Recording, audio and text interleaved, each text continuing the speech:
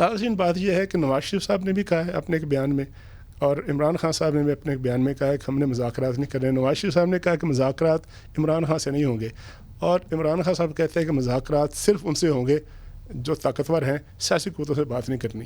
اب بات آگے کیسے بڑھے گی؟ بسم اللہ الرحمن الرحیم. دیکھیں میں اس چیز سے اگری کرتا ہوں. نواز شریف صاحب تو ہمیشہ یہ کہتے ہیں کہ ڈائلاگز ہونے چاہیے ڈائلاگز، لیکن وہ ڈائلاگس کے اگر ایک سیاسی جماعت ہو تو پھر تو بندہ کہتا ہے کہ سیاسی جماعت ہے تو اس کے ساتھ ڈائلاگز ہوں. یہ تو سیاسی جماعت ہی نہیں ہے. اب تو خیر آزاد حیثیت سے تھے، سنی اتحاد کونسل میں شامل ہوئے اور سنی اتحاد کونسل کا سہارا لیا. ڈائلاگس تو ڈیفینیٹلی پولیٹیکل پارٹیز کے دوران ہوتے ہیں. کون کہتے ہیں پولیٹیکل پارٹیز کے درمیان نہیں ہوتے؟ ہمیشہ پریزیڈنٹ زرداری صاحب کا ایک جس پہ ہمیشہ ہمارے مخالفین جو تھے مذاق اڑاتے ہیں کہ جمہوریت بہترین انتقام ہے. اور جمہوریت بہترین انتقام کی تازہ مثال اگر آپ دیکھیں کہ آج پی ٹی اے والے گون گا رہے ہیں مولانا فضل الرحمان صاحب کے. اچھی بات ہے، پولیٹیکل لوگ ہیں، ہم پولیٹیکل لوگ ہمارے اتحاد بھی بنتے ہیں اور وہ بھی ہوتے ہیں. اور میں سمجھتا ہوں کہ یہ اخلاقی فتح ہے مولانا صاحب کی. جس طریقے سے ان کے لیڈر سے لے کے ان کو ڈیزل بولتے تھے، چکزئی صاحب کی چادر اوڑھ کے مذاق اڑاتے تھے ان کا. میں وہ چیز پہ نہیں جاتا کیونکہ میرا ایک احترام کا رشتہ ہے چکزئی صاحب کے ساتھ بھی اور مولانا فضل الرحمان صاحب کے ساتھ بھی.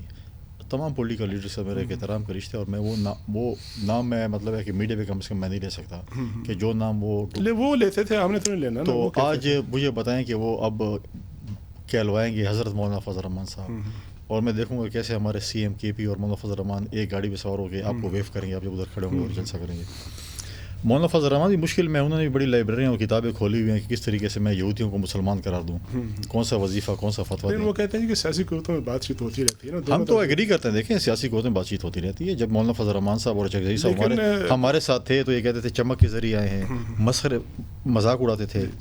تو یہی ہم کہتے ہیں جمہوریت بہترین کام ہے کہ آج وہ ان کے در پہ روزانہ جا رہے ہیں. صاحب وہ کہتے ہیں کہ جو بانی چیئرمین کی کل جیل میں گفتگو ہوئی ہے، انہوں نے کہا کہ میں ان سے بات کروں گا جو طاقتور ہیں. انہوں نے مثال دی ہے کہ جب مشرف کا دور تھا اس وقت میں نے شوکت جی سے بات نہیں کی تھی، میں نے مشرف سے بات کی تھی، یعنی طاقتور لوگوں سے بات. دیکھیں ہم ہمیشہ کہتے تھے 2018 میں کہ یہ بیساکھوں کے ذریعے آئے ہیں، لوگوں کے کندھوں پہ سوار ہو کر آئے ہیں، یہ بغیر جو ہے سارے کے چل نہیں سکتے ہیں.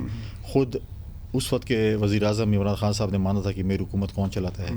وہ تو کہتے ہیں مجھے تو چیزیں اپنی یا بیگم صاحبہ سے پتہ چلتی ہے یا ٹی وی سے پتہ چلتی ہیں. یہ میڈیا کے ساتھ ٹاکس کرتے تھے.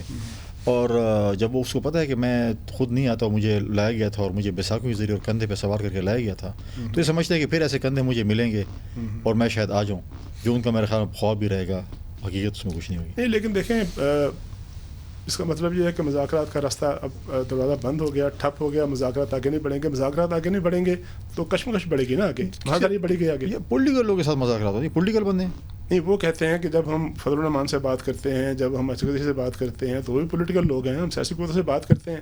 وہ کہتے ہیں ہم آپ کو سیاسی قوت مانتے نہیں ہیں، پیپلز پارٹی کو، مسلم لیگ نون کو. دیکھیں وہ اگر مجھے گورنر نہیں مانتے، شہباز شریف صاحب کو وزیر اعظم نہیں مانتے، زرداری صاحب کو پریزیڈنٹ نہیں مانتے، ہمیں پولیٹیکل پارٹی نہیں مانتے، تو ہماری صحت پہ اثر پڑتا ہے. نہ مانے ہم تو ہیں.